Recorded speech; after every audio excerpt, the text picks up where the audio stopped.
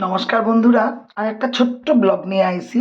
গতকালকে আমি উকিলপট্টি একটা কাজ আছিল, ওই কাজটা সারিয়া রাস্তা দিকে আইতে দেখি একটা মূর্তি চার, তো একটু দাঁড়াই গেলাম ভিডিও করার উদ্দেশ্যে। তারপরে দেখা গেল এটা আমার সুভাষনগরের মৃণালদার তার স্কুলের পূজা।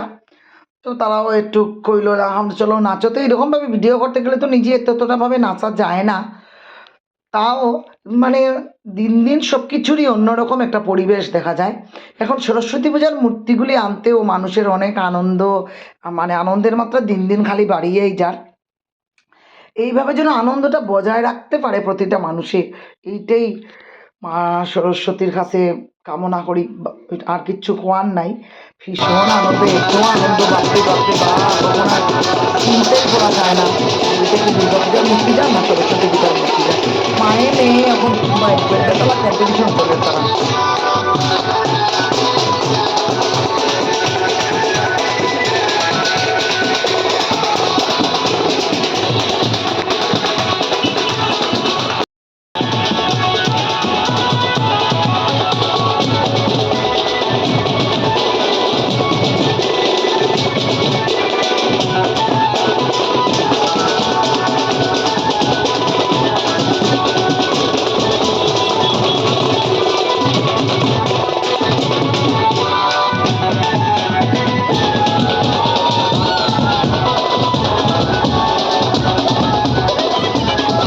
এখন পুরাপুরি আমি দেখলাম যেটা মূর্তি আনার স্টাইলে যে পুরা মায়ে মেয়ে কম্পিটিশন চলে, দুর্দান্ত অবস্থা এখন।